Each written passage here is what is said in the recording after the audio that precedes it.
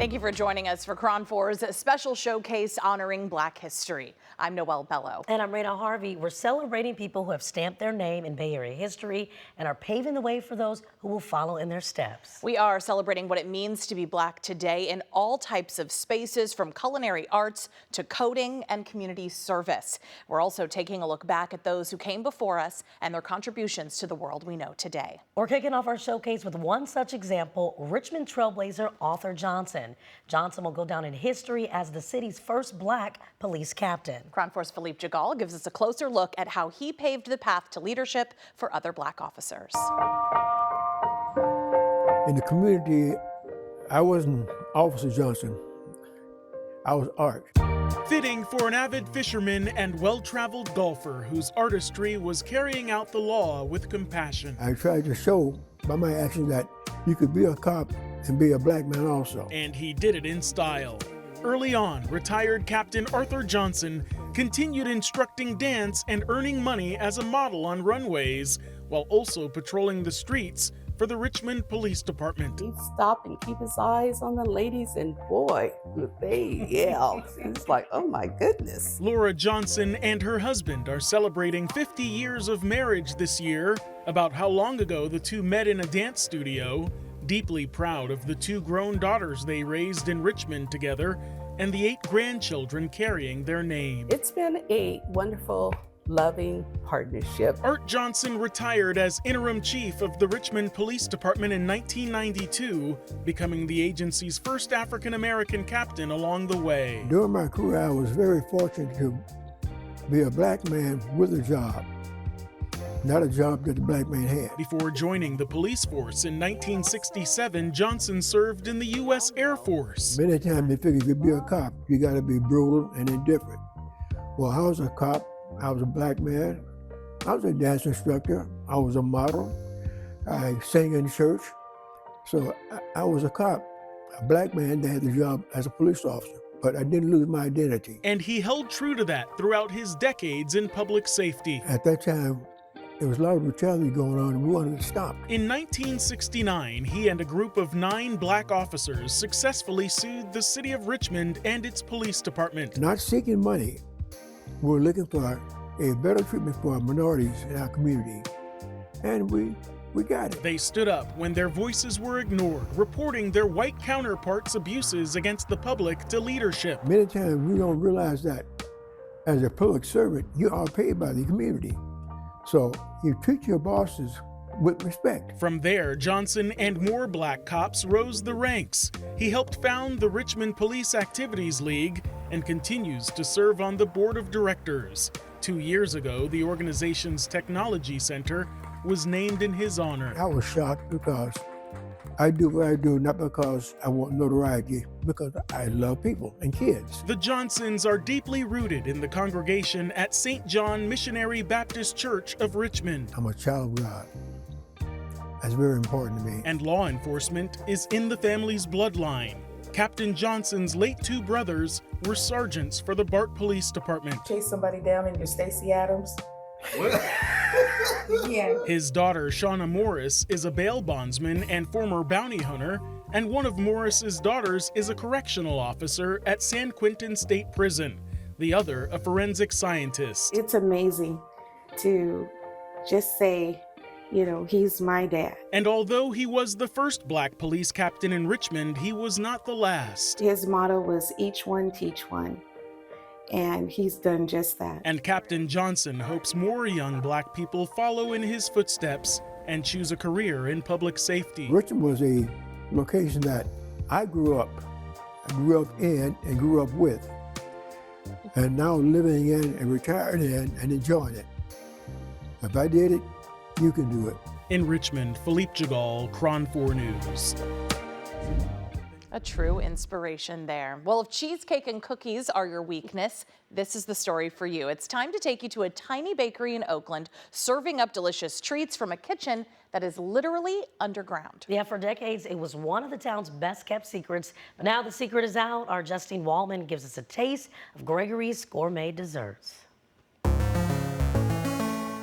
I tell people that I started baking about 100 pounds ago, but that's just me. It's just For 25 years, this underground bakery, and I do mean underground, has served satisfying sweet potato pies, chewy chocolate chip cookies, and milkshake-inspired cheesecakes. I get excited when people come in like, no, I don't like cheesecake. I'm quick to break out a spoon and go, try this. Long a local favorite, Gregory's Gourmet Desserts is now known well outside the neighborhood, thanks to a recent viral video. This is Oakland. If you have something that's good, people are going to come. Gregory Williams' baking journey began after a cafe stopped serving his favorite dessert. You know, I was like crying, but not crying to my friend. They stopped making my favorite cheesecake. And she said, make it yourself. With a friend egging him on, he landed a large order from a local hotel. And I was managing an apartment building in San Francisco, so I used every empty apartment oven and refrigerator to do the order. Now in this space, a few blocks from Lake Merritt and a few steps below 23rd Street, Greg makes goodies that taste just like home. They always used to say that there was an old lady like locked up in the back room making my products for me. So they couldn't believe that I was actually making it. I didn't go to school for this. And I've just like put spins on certain things to make it work, and creating like a mad scientist day when something comes to mind. It's like, oh, this will be really good. That is how the Fat Boy entered the chat. Fat Boys? Yeah. A creamy banana pudding with a full slice of peach cobbler on top. I feel like I need to be alone with this one. It's always good to see you. I miss you too. A neighborhood fixture, Greg is even more popular than his key lime pie, with generations of customers stopping in just to say hi. Teenagers like that have gone, it's like, my mom used to bring me here all the time. And I'm like, how old are you? I thought you probably moved back east. Okay. It's an awesome thing, but it also shows, you know, I'm getting older. Instead of slowing down, Greg is expanding to San Ramon this spring to a space that's no longer underground. In fact, it's on the second floor. I've come to learn that things will work out as long as you're striving in what your gift is, and bless this gift that you have. The word has gotten out. Oakland's best kept secret is not a secret anymore. In Oakland, Justine Waldman, KRON4 News. The line that was out here today, I actually paid them, so you guys can see that. I paid them in cookies. Still ahead, a cultural cornerstone. We take you to the America's oldest Black-owned bookstore, nestled in the East Bay. And how a local nonprofit's helping Oakland kids get into the games they love. Hello, I'm Brooke Jenkins, San Francisco District Attorney, and you're watching KRON4's Honoring Black History Month special.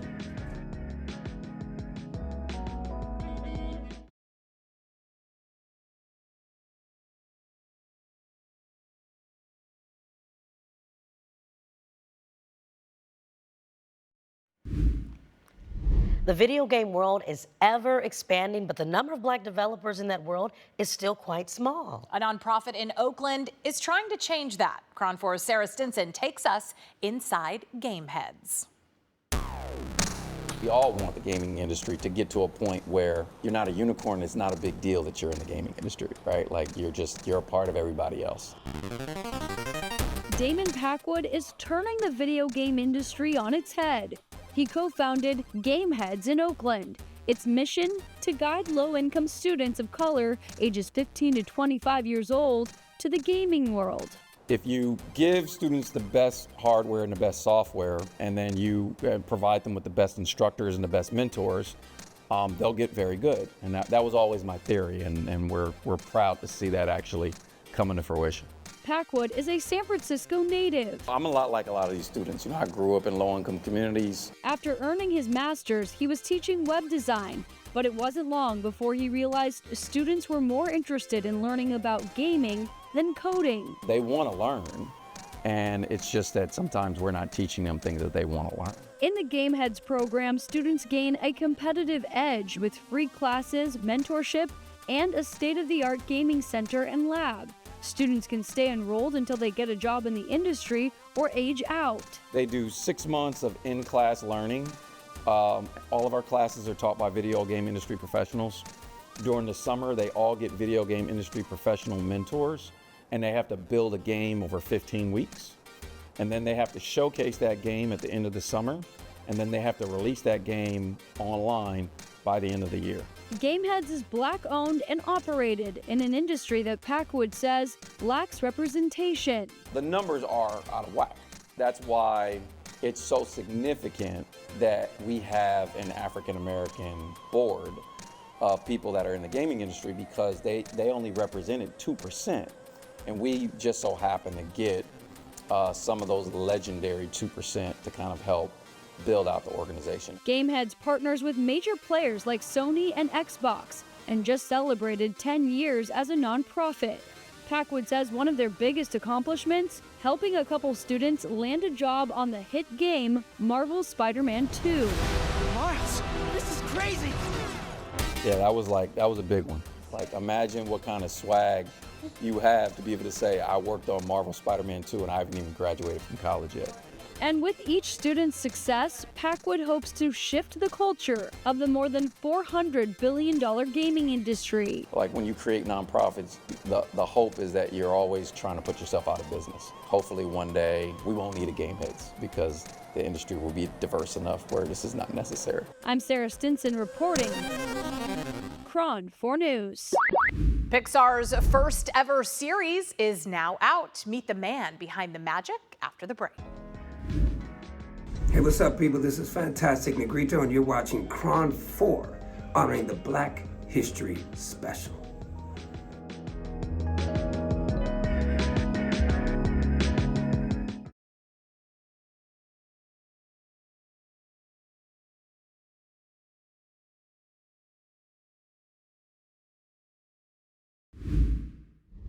How you doing? It's Ice Code 3000, and you're chilling with KRON4 for the Black History Month special. Marcus Books is the oldest Black-owned bookstore in the United States, and it's right here in the Bay Area. Named after activist Marcus Garvey, it's been a cultural cornerstone for more than 60 years, amplifying Black voices, fostering community, and serving as a hub for activism. I got a chance to take a look inside the Bay Area landmark that continues to stand as a beacon of Black excellence. Between the pages of a book lies a universe, 1,000 words, countless stories, a home for Black voices woven into the fabric of history. For more than 60 years, Marcus Books has been more than a bookstore. It's been a sanctuary, a movement, a legacy. My parents started Marcus Bookstore, Doctors Ray and Julian Richardson. They met when they were teenagers attending on scholarship Booker T. Washington's Tuskegee Institute.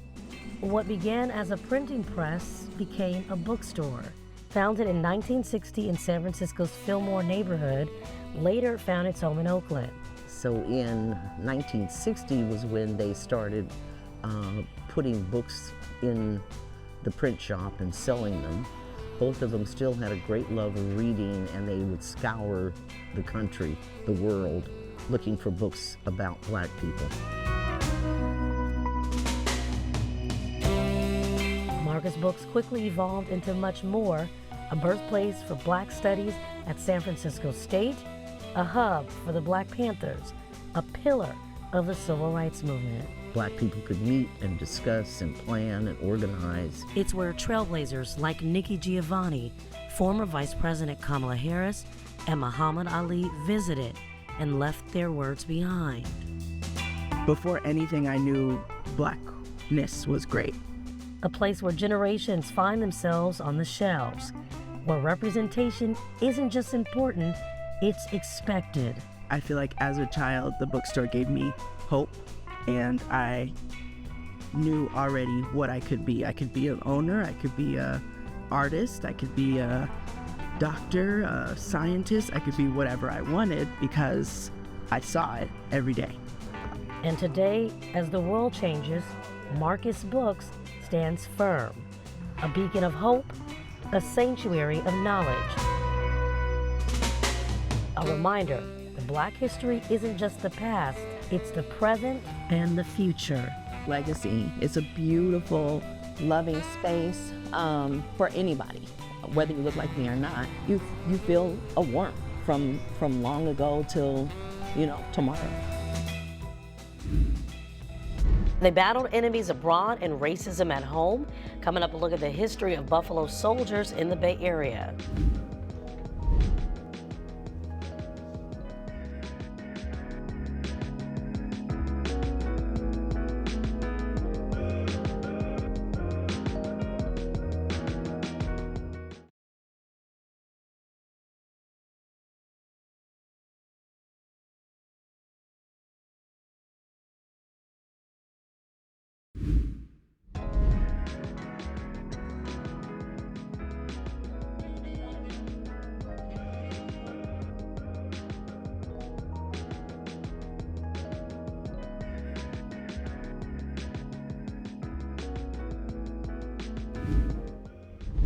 Welcome back to KRON4's Honoring Black History Special. I'm Noelle Bellow. And I'm Reyna Harvey, and it's time now for a closer look at the not too distant past when Black people who served their country were segregated by race. And when the bravery it took to wear a U.S. uniform was compounded by the bravery it took to be the only one in that uniform who looked like you.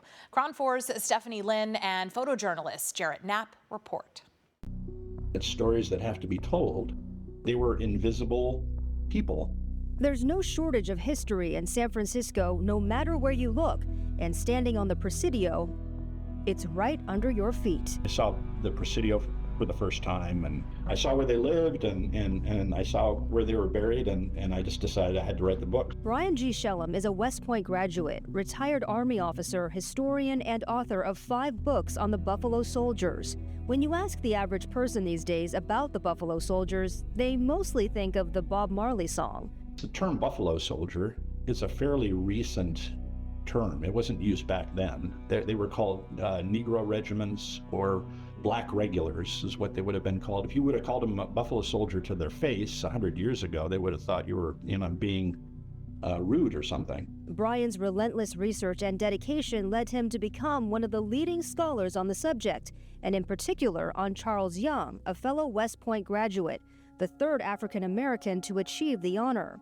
Young was also the first Black man to achieve the rank of colonel and was the highest ranking Black officer until his death in 1922 in Nigeria. I talked to a lot of Black audiences, and they if they don't ask me this question, they want to ask me this question. How can a white historian write about a Black man? And I say, okay, how long does Young have to wait for his story to be told? He was a point man for his race in the U.S. Army. 30 years of loneliness, abuse, social isolation. After he graduated from West Point was closed by Jim Crow to Blacks for another 50 years. Hard as it was for him to live the life he did, he knew he was the only person who could mentor a generation of officers who later, went on to mentor other officers. His latest publication, Buffalo Soldiers in California, Charles Young and the 9th Cavalry, explores the rich history of the regiment's first days, landing on the Presidio after facing racism and persecution while fighting fierce campaigns across America and the globe. They'd been some awful places out in the plains.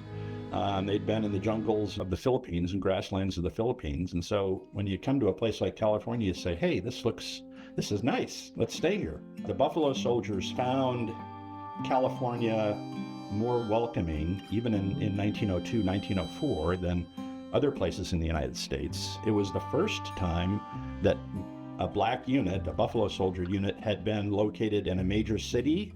Most of the time serving in the frontier, they were out on isolated posts. From the Indian Wars and brutal guerrilla warfare in the Pacific to serving as the honorary guard for President Roosevelt's visit to San Francisco in 1903 and protecting the national parks as the first park rangers, their accomplishments left a permanence in America, helping establish Sequoia National Park, earning respect and a prestige rarely seen amongst African Americans living in the post-war Reconstruction era. It was kind of unprecedented at the time that they were treated the same as white soldiers. Now, you can say, okay, they weren't making very much money. Okay, but they were making the same amount of money, and they knew that. It's remarkable to look at. These guys were professionals, and you know, so those kind of interactions have a positive effect. When you see a black soldier who knows his he knows his trade better than you, then you kind of pay attention and you try to learn. In effect, they still talk about him today. We're 100 years over 100 years later. The last segregated unit was deactivated in 1951. More than 400 Buffalo soldiers are buried at the National Cemetery of San Francisco, including William Tompkins, who received the Medal of Honor at the Battle of Tyacoba in 1898. Their contribution as soldiers and citizens honored and remembered with the help of historians like Brian Shellum, who hopes the next generation of storytellers keeps the legacy of these brave men alive. There's plenty more work to be done. Out there in California is people I can mentor and pass on this passion for writing about the Buffalo Soldiers, because people, I hope, historians will carry on after I'm gone. Reporting from the Presidio in San Francisco for photojournalist Jarrett Knapp, I'm Stephanie Lynn, KRON4 News.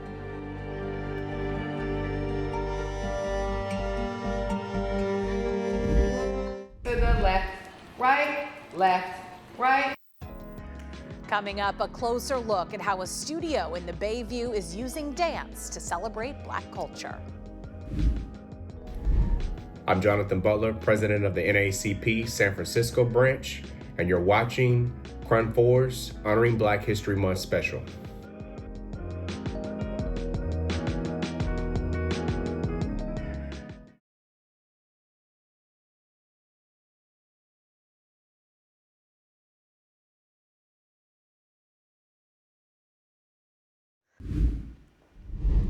Dance has always been a way for the Black community to connect with one another. In the heart of San Francisco's Bayview Hunters Point neighborhood, an all-Black youth dance team is not only moving to the beat of their own drum, but also giving back. KRON4's Lindsay Ford takes us inside Feline Finesse Dance Company.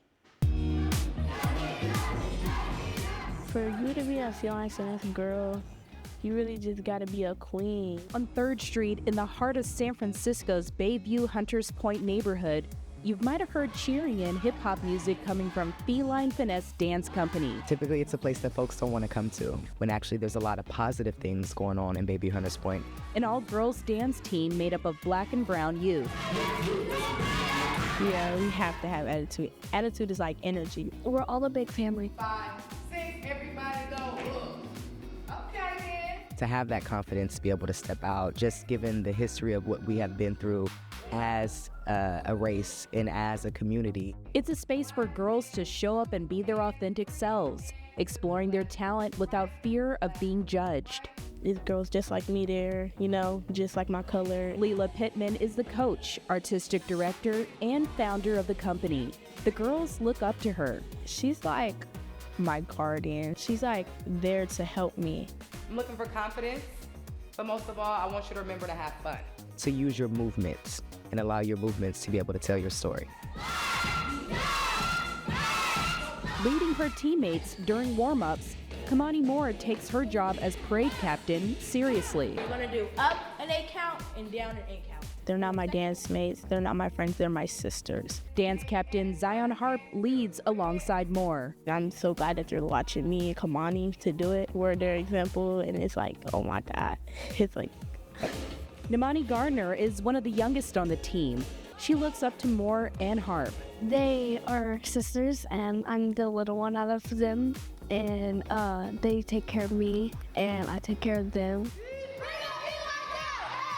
At Gateway High School in the Fillmore, the girls are performing for Black History Month. At the start, you'll have butterflies, and then they'll go. Like when we go out there, we kill it, we show out. The audience agrees Feline Finesse kills it. Oh my God, the crowd because they're so hyped. And a round of applause. Feline Finesse Dance Company is not only immersed in performing arts, but also in community stewardship. like serving and preparing hot meals to people in San Francisco's Tenderloin community. The girls feel like dance has given them the power to reach anything in life, like fellow Feline Finesse dance member Layla Jeffries. Whenever I dance, like all my problems go away. I'm just in the moment. It makes me feel free because it feels like I can do whatever I want. Like, especially in a freestyle, it feels like whatever comes to my mind, I just pop and I do it. And I'm just like, oh wow, I didn't even know I could do that. I feel like I just can't dance to let anything out. Being a Feline Finesse member means that you are a queen. You put yourself first, self-love, and your community second. Dance, I would say, for all my young ladies, it's not something that I want them to say, oh, I just want you to grow up and be a dancer. It's literally a stepping stone. You have this dance home and this dance community that allows you to do so. So having that can also to help build your character and build yourself as a human being. In San Francisco, Lindsay Ford, KRON4 News. I feel like I want to dance right now. You may not have known, but another Bay Area dance group received national attention earlier this month. Yeah, when Kendrick Lamar took to the stage during Super Bowl 59, one of the dancers of Bay Area's Turf Fiends took to the field with him. Gary Morgan, who also goes by Ice Cold 3000, is one of the leaders of the dance group. He's been featured in other projects with Kendrick Lamar, but he says the halftime performance was a once-in-a-lifetime experience. Changed forever because it's like I learned new things that I can apply to my own team, which is the Turf Fiends, so I can apply that and, you know, continue to help take the Turf Fiends to the top. The Oakland native says performing during Black History Month alongside Kendrick Lamar was not only iconic for him, but for all of Oakland. Well, for the last 2 decades, the Museum of the African Diaspora has showcased what it means to be Black. Coming up, a closer look at an exhibit that explores how rest can be revolutionary. Hi, I am Barbara Lee, and you are watching KRON4's Black History Month special.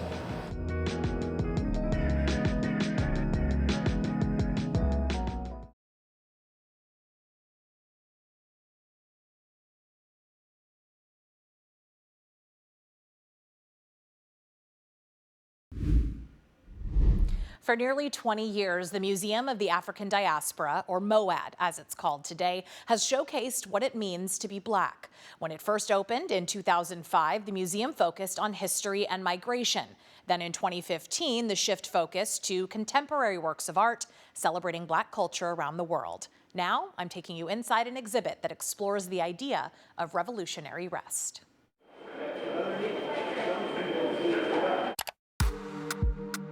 How is it radical to actually claim rest when every other signal is that you should be moving? That's the question Chief Curator of MOAD, Kijo Lee, asked herself as she put together this current exhibit. It's called Liberatory Living, Protective Interiors, and Radical Black Joy, and it's really dedicated to the idea that trauma and struggle isn't our only generational inheritance. After 2 years at MOAD, Lee says she feels like she's just hitting her stride and enjoys keeping the museum on the pulse of what's happening in Black culture today. Black and brown people are being asked to expose their soft underbelly again and again in a bid for empathy that doesn't necessarily come.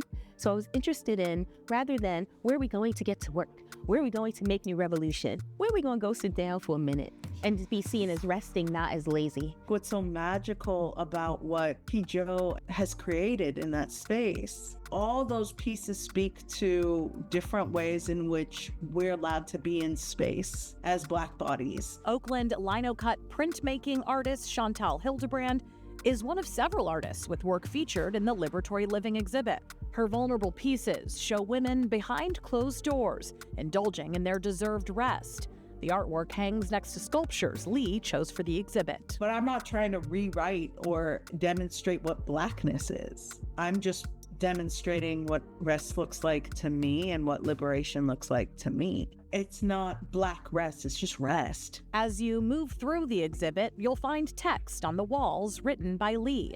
She says she's inviting visitors to engage in what they're seeing. Artwork isn't just something that gives to you, it's in relationship with you. So what I want people to leave with is a sense that they too can meet the demands that artworks are making, even challenging artworks, that they too can ask questions, that they can think about artwork through their own individual lives. As MOAD nears its 20th anniversary, Lee is looking to the future.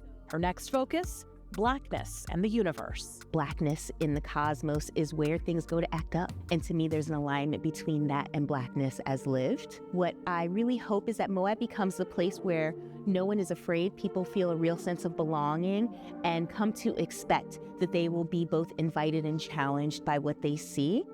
I always say wherever Black people are making things, I'm interested.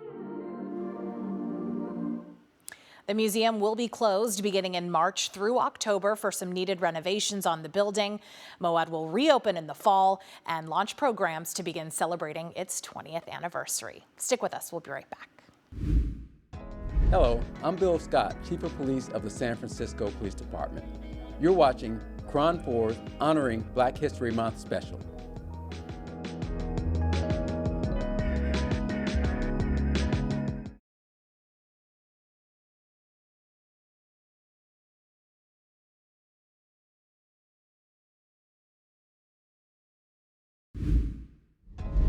Hi everyone, I'm Dr. Cornell and I'm the head of talent development here at Pixar. You're watching KRON4's Black History Month special, and check out the story about my guy, Michael Yates.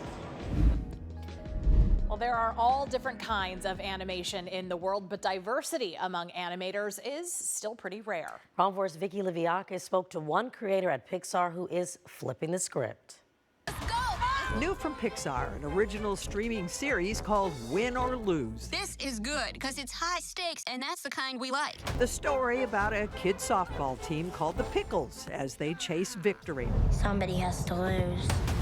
The world of animation has changed over the years, but then again, the same could be said for those who work behind the scenes. Absolutely. Meet Pixar's Michael Yates. As one of the few Black creators in the animation industry, he draws on his own experience. I grew up with a single mom, and I really thought that was important to put in the show because I hadn't really seen that very often in animation. We'll make it work. We always do. We always do. Experiences from my own life, like having multiple Black characters that are very different from each other.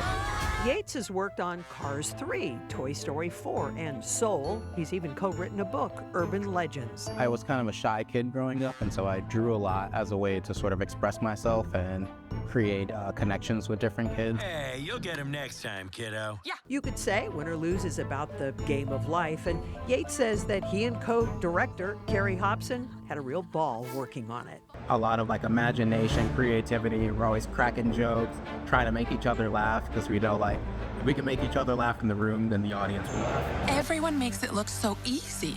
I feel like I'm barely hanging on. It wasn't always an easy journey, but just keep being persistent about it and make it happen. As for upcoming artists, if I made it here, you could make it here. Everyone has a phone, you have a camera. If you want to do this, just start now. Girl, why are you so sweaty? You got this! In Emeryville, okay. Vicky Liviakis. Better not blow it. KRON4 News. Whether it was soul, hip hop, jazz, or rock and roll, when it comes to music, Black people have always been pioneers. And before you could listen to your favorite song on your phone, you had to hear it on a vinyl record. We head to a Black-owned record shop in Houston that's keeping the soul of music alive. I feel like the shirt gives the vibe. Do you have a favorite record? That's not a fair question.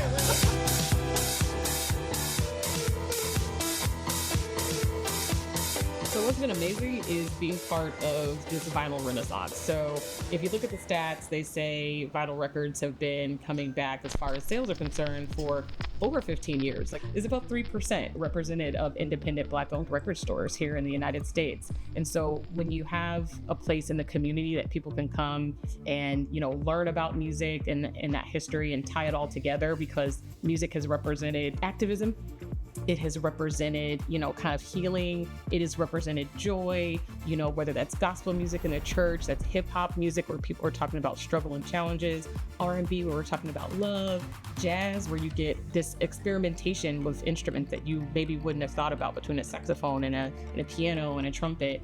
those sorts of artistic expressions really just represent so much about the human experience, and particularly in the Black community, where we've been able to tie together different generations by sharing that sort of music as well.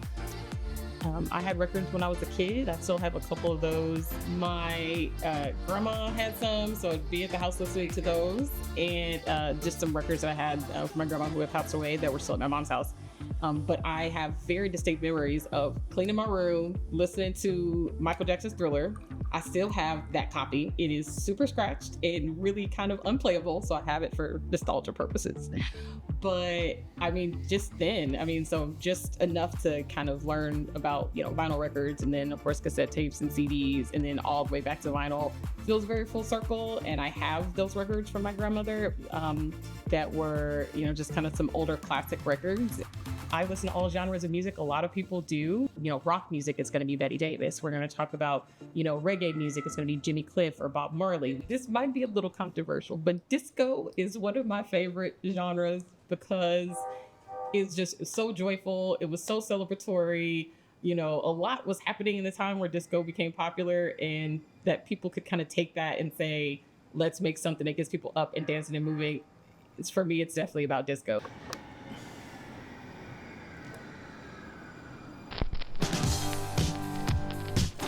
So when I think about that, I'm thinking about Donna Summer. I could listen to really her Bad Girls album, just something about that music that will always put me in a good mood. Black music, as far as culture here in the United States and the influence that it has had, is just kind of beyond what we maybe would have originally thought, right? Rhythm and blues, hip hop in particular, jazz, just they're stalwarts in the Black community that are known internationally. It's not just for the Black community, it's for everybody to understand how we all can contribute to maybe make the world better, or a little happier, like add a little joy. So one of those things for me personally was starting the Black History Month Vinyl Challenge, which I do on social media. And so the focus there is saying there are Black artists that we want to continue to highlight and support. So the challenge goes throughout the month, and every day there is a prompt that encourages people to post a vinyl record based on that post. And I've had people from all over the world join in. This is the third year that I've done it, but really it's just to continue to highlight, because same thing with physical media. A lot of these artists, and as we know, music as far as physical release was on vinyl.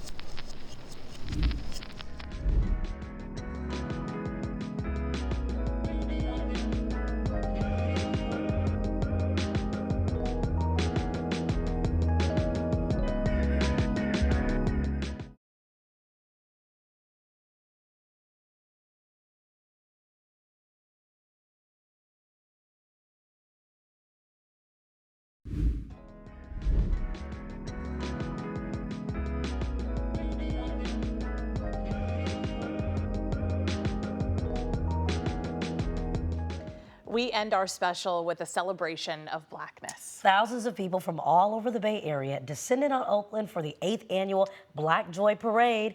The name says it all. The parade is an opportunity for people to celebrate and honor who we are, Black and beautiful. KRON4's Lindsay Ford recaps the sights and sounds from the event.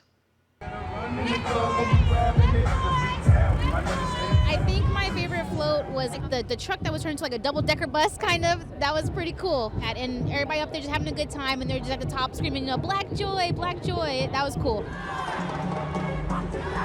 We're here celebrating Blackness in all it embodies, and there's no better way to do that in the heart of Oakland. One of my favorite parts about being Black is the fact that we're so resilient. I live in Alameda, so there's not very celebrations for Black culture, but that's something that's very special about Oakland, in my opinion. Man, I love being Black. It's who I am.